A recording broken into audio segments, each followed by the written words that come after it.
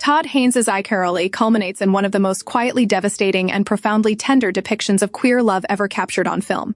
And the final scenes between Therese Belivet and Carol Aird offer a masterclass in emotional restraint, longing, and the reclamation of visibility for women who have lived too long in the shadows.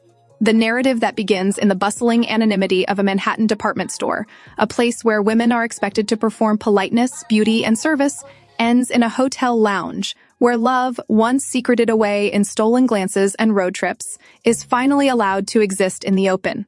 This arc, from invisibility to recognition, mirrors the journey of so many queer women who have had to negotiate the tension between private truth and public silence.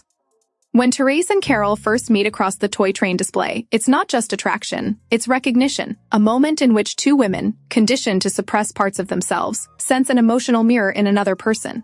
That early exchange, so brief and polite, feels electrified because it carries what the world refuses to name. Therese's decision to return Carol's forgotten gloves sets the emotional foundation of the story. It is an act of care that transcends social roles, a gesture of authenticity in a world obsessed with pretense.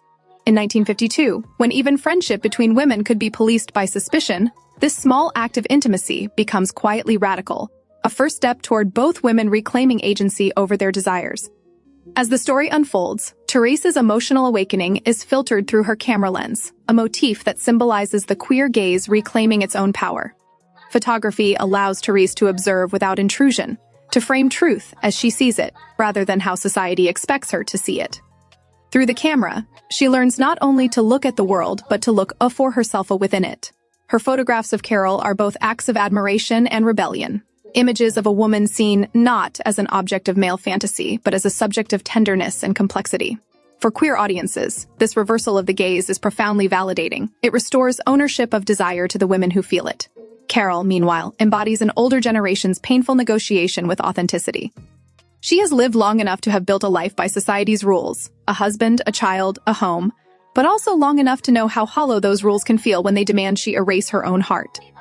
Her poised exterior hides years of compromise and shame, and when she meets Therese, she sees possibility, a version of herself that might still exist unbroken. Their connection, at first tentative and coded in politeness, slowly blooms into an emotional intimacy that queer audiences recognize as survival itself. The ability to find understanding in another person when the world insists that understanding does not exist. When they embark on their road trip, the car becomes a liminal space, a moving confessional where the rules of the outside world are temporarily suspended. The road symbolizes the freedom queer women often had to chase in secret, not for pleasure, but for survival. Away from the city's gaze, they begin to inhabit their truth with cautious honesty. Their first kiss in Waterloo is not staged as transgression or spectacle, but as revelation. It's quiet, almost shy, and the stillness around it makes it feel sacred. In that moment, iCarly gives queer women what history so often denied them. A love scene defined by reciprocity, safety, and mutual recognition rather than punishment or tragedy. Yet even here, the world intrudes in the form of the private investigator recording their most vulnerable moment. The intrusion becomes a cruel metaphor for the surveillance that has always shadowed queer love, the constant awareness that being yourself can be weaponized against you. Carol's confrontation with the investigator, and later with her husband, captures the impossible choice queer women have faced for generations: to love honestly and lose everything, or to live dishonestly and keep what society deems respectable. When Carol decides to return to New York to fight for custody of her daughter, it's not an act of retreat, it's courage of a different kind. She refuses to be blackmailed into invisibility, but she also understands the cost of defiance. Therese's grief after Carol leaves is both romantic and existential. It's not just about losing a lover, it's about realizing how easily the world can make love disappear when it doesn't conform. For queer viewers, her heartbreak resonates as a familiar ache, the pain of being forced to choose between safety and selfhood. Yet out of that grief comes growth. When Therese builds her photography portfolio and earns her position at the New York Times, she reclaims her narrative. Her art, once inspired by Carol, now becomes a tool for independence, a declaration that she will no longer observe life from the sidelines. It's crucial that her success comes not from conforming to expectation, but from leaning into her unique perspective. In this, iCarly refuses the trope of the queer tragedy and instead offers transformation, heartbreak, as evolution, not annihilation. Carol, too, evolves. Her decision during the divorce hearing to confess the truth rather than hide it marks the film's most radical act. In the context of 1950s America, a time when homosexuality could destroy one's family, livelihood, and reputation, her simple admission, "I won't deny my own nature," becomes a manifesto for queer integrity. She redefines motherhood not through moral purity, but through emotional honesty, showing that authenticity and love are not mutually exclusive. By the time Carol and Therese meet again at the Ritz, both women have changed. The hotel lounge, elegant and public, contrasts sharply with their earlier private moments. This time, their interaction exists in plain sight, a deliberate act of visibility. Carol's offer of a shared apartment is both romantic and symbolic. It's the dream of domestic equality, of building a life together beyond the shadows. When Therese hesitates, it's not rejection, it's the realism of someone who has learned what freedom costs.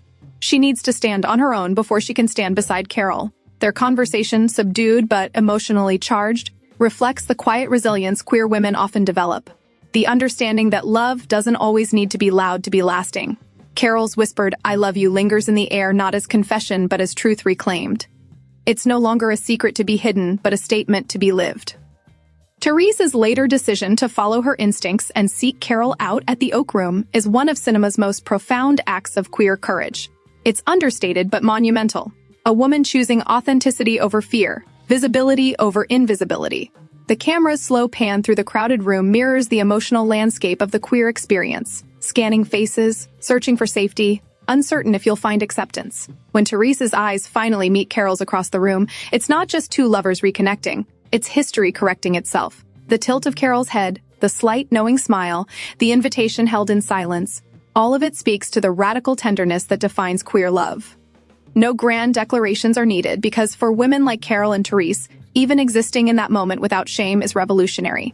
The film ends not with closure but with possibility. That open-endedness is intentional. It resists the tidy narratives that heterosexual love stories are often afforded. For queer audiences, it feels truer to life. Love not as an endpoint, but as an ongoing act of courage. The discomfort that iCarolA continues to provoke in some viewers, even decades after the period it depicts, reveals how society still struggles to grant queer women full humanity.